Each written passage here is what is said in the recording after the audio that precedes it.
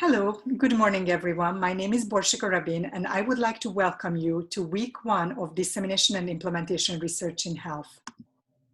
In this presentation, we are going to give you faculty introductions. Dr. Studts, my co-instructor, and I will introduce ourselves. We are going to give you an overview of the course and the syllabus, and we will ask you to do a student introduction on Canvas, and we will explain the instructions for that. My name is Borsika Rabin. I am primarily affiliated with the UC San Diego New School of Public Health. I also have an appointment with Accords, the D&I program, and I am the co-director of the new D&I certificate at Accords. I have created this course in 2014, and I have taught this since then with 2 years of break when I was transitioning to San Diego. Then I came back to teach it again.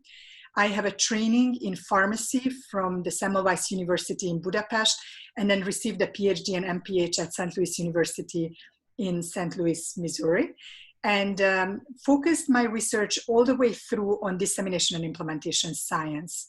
My current work is mostly done within the VA, both in Denver and San Diego, and also nationally. Also, I do a number of projects with the National Cancer Institute, and I have some other projects around diverse topics. The common theme is always dissemination and implementation science methodology. I'm especially interested in creating tools and ways of helping people choose dissemination and implementation models. I am thinking about pragmatic measurement, and more recently, figuring out how to track adaptations. I also will share one interesting thing about myself. As I mentioned earlier, I was trained in Hungary. That's where I am from. And I moved to the United States in 2004. So I am relatively new. And currently we live in San Diego. And this year with the COVID opportunity, we planted a bountiful garden. And we realized that San Diego is really good for planting. To reach me, the best is to use the email address that you see on the screen. We can set up time to meet, and generally I can set up times early morning, late afternoon, so I have flexibility around that. Hi, I am Tina Studts. I am the co-instructor of the course with Borsika. I'm very excited to get to teach this course with her this semester, so I'm thrilled to meet all of you and to work with you this semester to master these concepts in D&I research in health. So my background is, I'm actually very new to University of Colorado. I moved here just before January, just in time for the pandemic, which was just perfect timing for my family and children and work. So it's been a very exciting few months here in Colorado.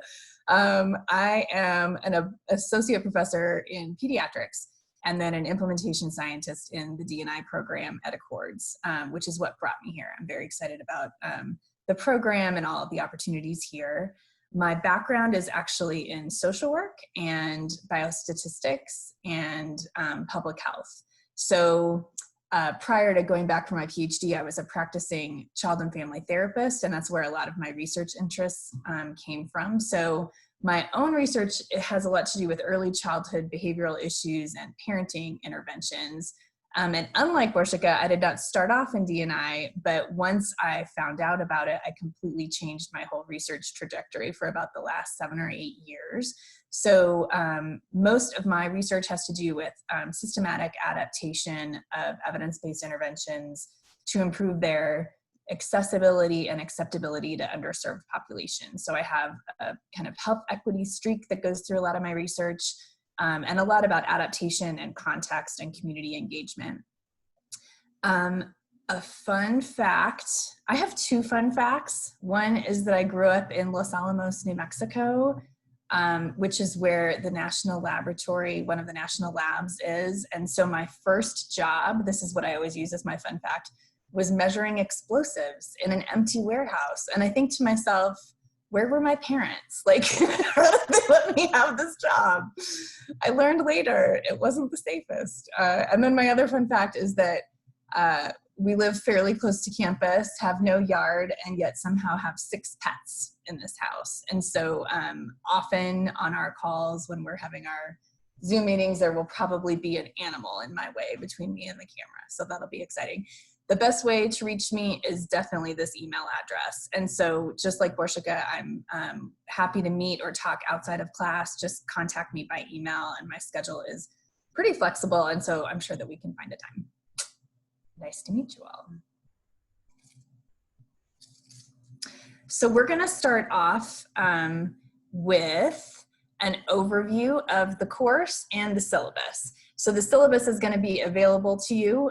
We'll show you in just a second where to find it, but we're going to start off just this review session with kind of expectations, what the course covers, assignments, all of that type of information.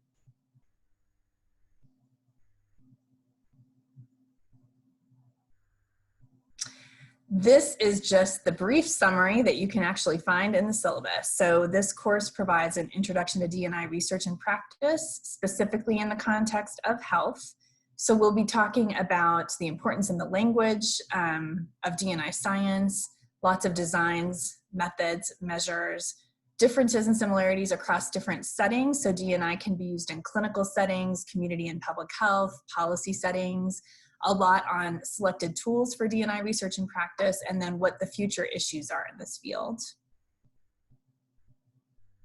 The class is fully online, so we will not be meeting in person. We'll be using a combination of synchronous classes using Zoom, and then also some self-guided study, which will be covered really thoroughly in the course schedule. Borsika, myself, and then topic relevant guest lecturers will be coming in throughout the semester to teach the class sessions. Once you log into Canvas, which we'll talk about in just a little bit, the syllabus that I'm going over right now is available in Canvas. So on the left side, once you're in this course, which is CLSC 7653, you look on the menu on the left side, you'll see the syllabus, and it will pull up a Word version or PDF version of the class. And everything that we're going to talk about today is in the syllabus. So the first thing we'll talk about are the competencies in this class. The D&I program and the D&I certificate have really carefully crafted each course to make sure that we are meeting certain competencies. So I'm going to go through just a couple of slides to give you an idea of the types of competencies that we're aiming to convey to you in the course. So I'll start with the theory competencies. These are 5 that start with the T. We're going to learn about D&I theories, frameworks, and models, what distinguishes them, what the key factors and unique features of each are. We're going to talk about how to select and determine which model, theory, or framework might be applicable to a given study, and how to even tailor and adapt or combine models. We'll be talking about how to integrate D&I theory throughout proposals. So if you were, for example, to write a grant proposal, how to make sure that the theory that you select is fully integrated into the background, methods, measures, analyses, implications. We'll talk about assessing multi-level and contextual issues. So most of the models and frameworks and theories in D&I are multi-level in nature, and most of them take into account context. We'll be covering those in depth. We will be helping you understand the difference between implementation strategies and intervention components, and how to actually select and evaluate different implementation strategies that you might choose. The next set of competencies start with an M, and they are methodological. So we will be talking about the difference between implementation outcomes and health and services outcomes. We will cover several specific models and frameworks, including REAIM, PRISM, Precede, Proceed. We'll talk about PCORI. We'll talk about stakeholder engagement, community-based participatory research principles and strategies. We will talk about pragmatic designs and measures and how these differ from traditional efficacy and effectiveness type trials. We'll talk about a specific Preces 2 framework, which helps you understand when, why, and how studies might be more or less pragmatic on different dimensions. We'll be talking about design issues. And so thinking about different types of study designs that are conducive to conducting good D&I research. Cost and economic issues, including stakeholder perspectives and costs of replication. Adaptation, so how to assess, guide, and balance adaptations to evidence-based interventions with fidelity. We'll talk about the importance of generalizability and external validity in D&I science. We'll talk a bit about qualitative and mixed methods and the strengths and limitations of different methods. And we'll definitely be addressing rapid and iterative research, why it's important in this field, and how you can basically apply improvement science concepts and directions. And then there are some others that don't fall under either the theories or methods categories, but basically how to define D&I and how it's different than other types of health services research. This principle of designing for dissemination, which is extremely important and helps you think about D&I from the very beginning of intervention development. Where to find resources. Borsika is probably the best person in the world to ask this question of, and so we're lucky to have her as an instructor. So in terms of how to find websites, webinars, online tools, trainings, we'll make sure that you know where to find all these things. We'll be talking about sustainability, which is a really important concept in D&I. So specific ways to assess and enhance it, and then how to adapt interventions, strategies, and methods to low resource settings and populations. And then finally, this course also meets some competencies for other programs at University of Colorado, the Clinical Science Program, the Health Services Research Program, Community Behavioral Health and Education, and then basic public health skills. So these competencies are actually listed in the syllabus, and you can pull it up for yourself and see which competencies this course should meet. Next, I'm going to talk a little bit about textbooks and readings. So we have two required textbooks for the course. We will not be reading the entire textbooks. They'll be assigned chapters from each of these. So one of them, the first one, the white one that says Dissemination and Implementation Research in Health, this is by Brownson, Kolditz, and Proctor. They're the editors. This is the second edition of this text. It was published in 2017. The second book is by Chambers, Vinson, and Norton. They're the editors, and this one is Advancing the Science of Implementation Across the Cancer Continuum. That's published in 2018. The full references for both texts are also in your syllabus, and we will be reading excerpts from both. We will also have assigned articles. So the course is a heavy reading course, and we have done a pretty thorough job of identifying really good and very recent articles for each topic that we cover week by week. So in the syllabus, you'll see that there are required readings and then optional / recommended readings. Definitely complete the required readings, and the more of the recommended readings you can complete, the better.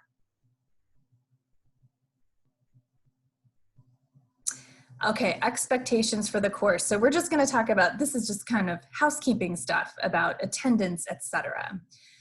So first, we're going to be using Canvas for the entire course. We'll use the Canvas online learning platform.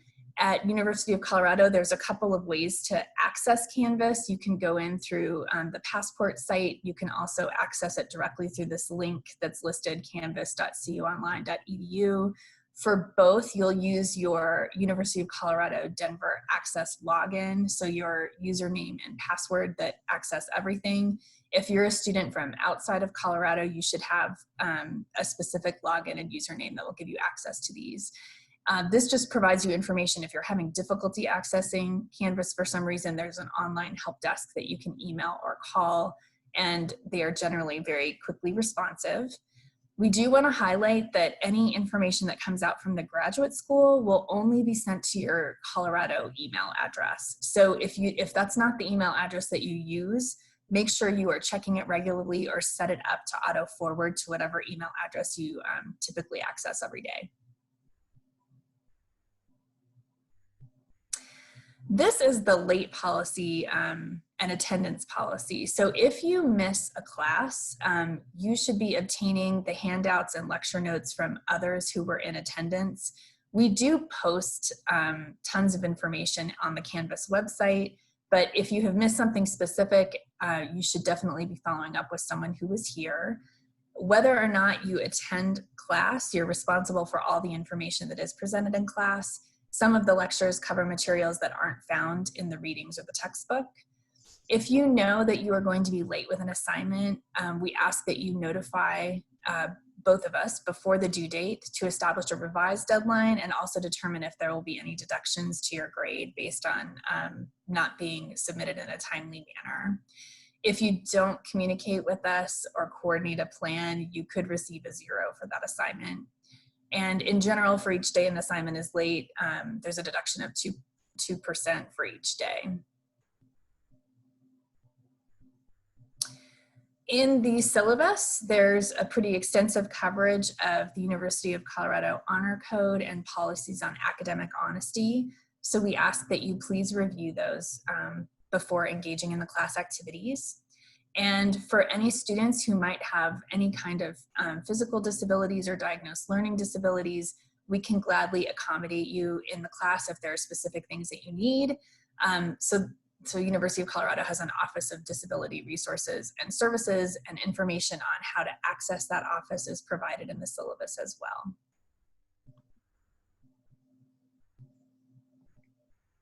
So I am going to, I think, take over at this point from Tina. Thank you so much, Tina. And I have to say, I am thrilled that this year you will get the chance to learn from Tina as well. I have been teaching the course by myself, and it became, you know, it was very fun, and it's fun to have guests, but having someone to share this with and have her expertise shine through and really benefit you all will be wonderful. So I am very excited. This year is good for us. The other piece I will mention is that I'm getting into the assessment and grading section, that we increased this course from 2 to 3 credits this summer.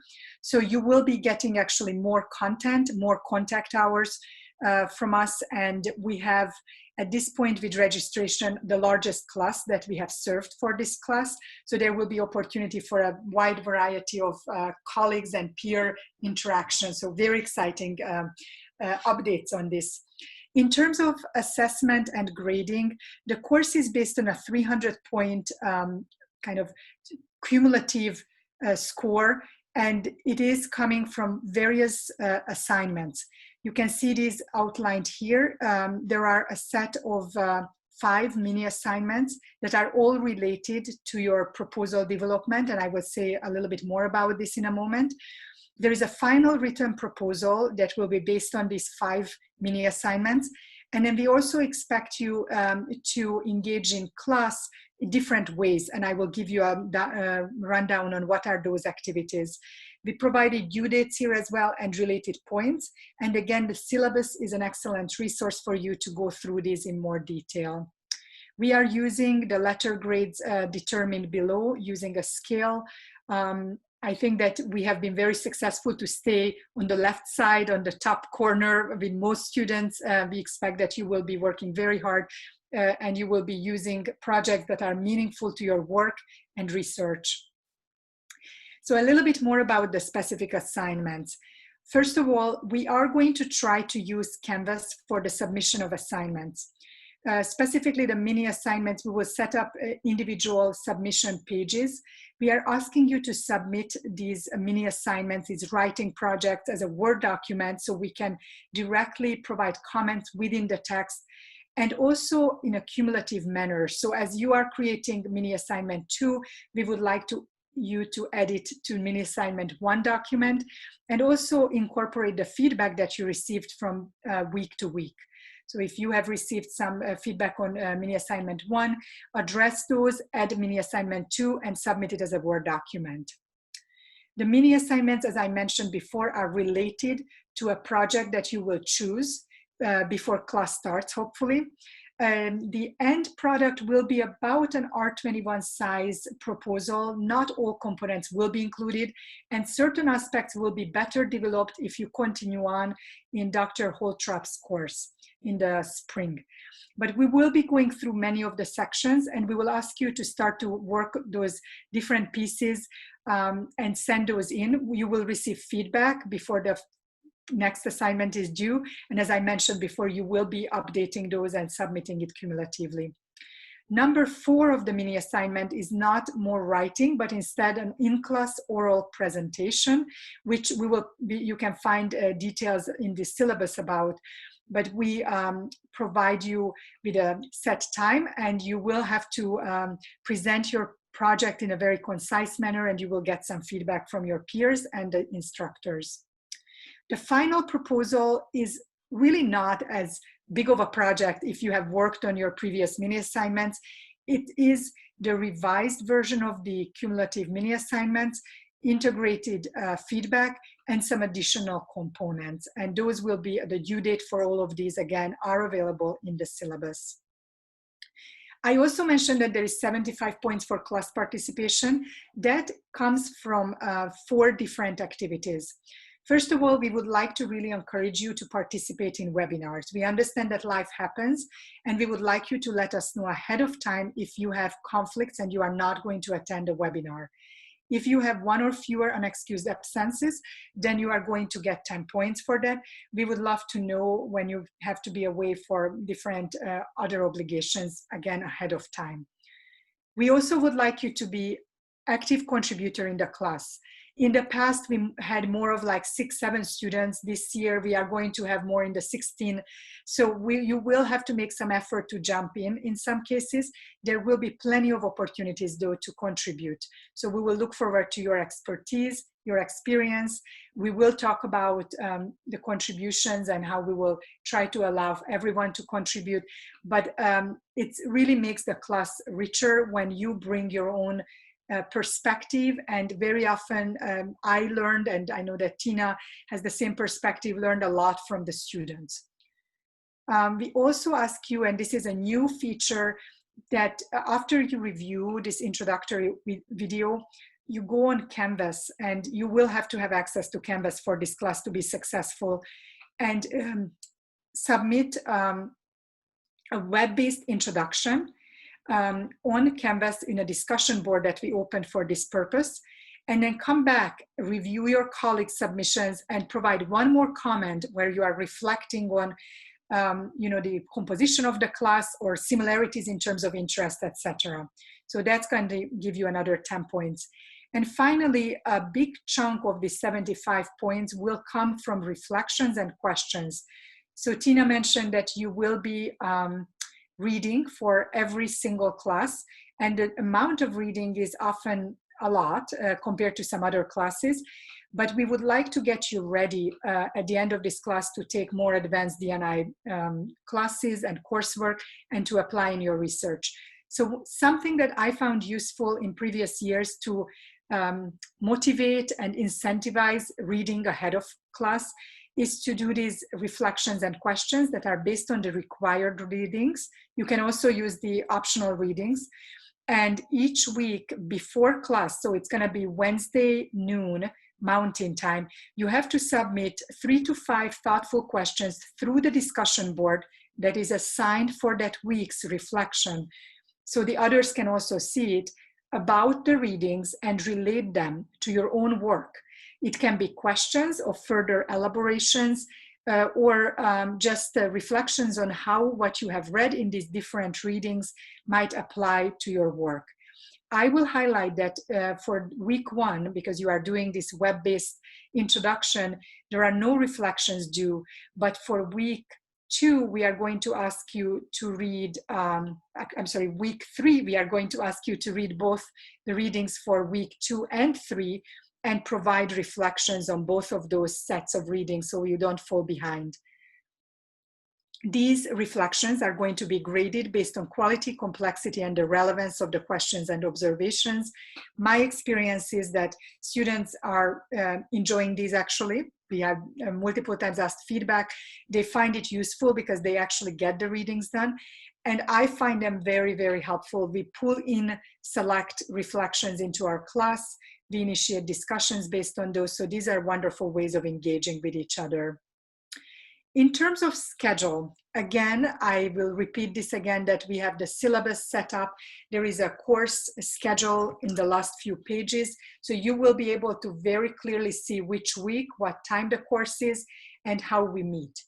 The course will last 15 weeks, and the first class is formally August 27, but this week you are going to do this introductory video and you will do your intro on Canvas. Most weeks are going to be synchronous, and they are Thursdays from 7 to 8:30 a.m. Mountain Standard Time. There are some classes where they are going to be longer because we have student presentations, and since we have a larger number of students, we had to extend the class.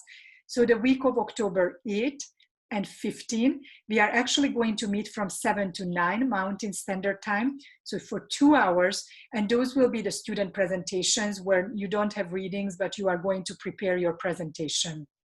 Also, we are not going to meet on November 26th, which is Thanksgiving Day, and then the following week where you will be able to set up individual 1 hour or half an hour consultations for you and the assigned instructor to meet.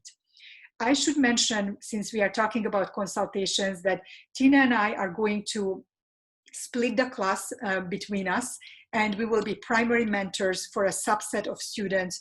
We will be consistently providing feedback on your reading assignments, and during the oral presentation, both of us will provide feedback.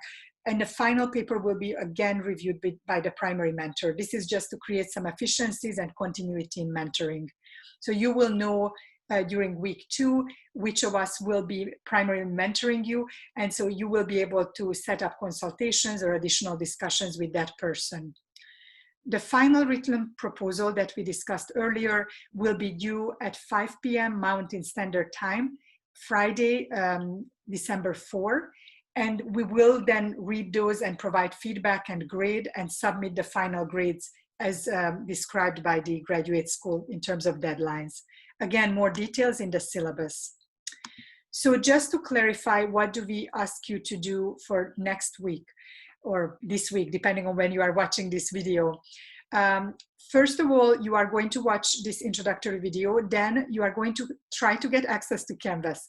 This is very important because, first of all, your assignment for week 1 is on Canvas. So you have to be able to have access.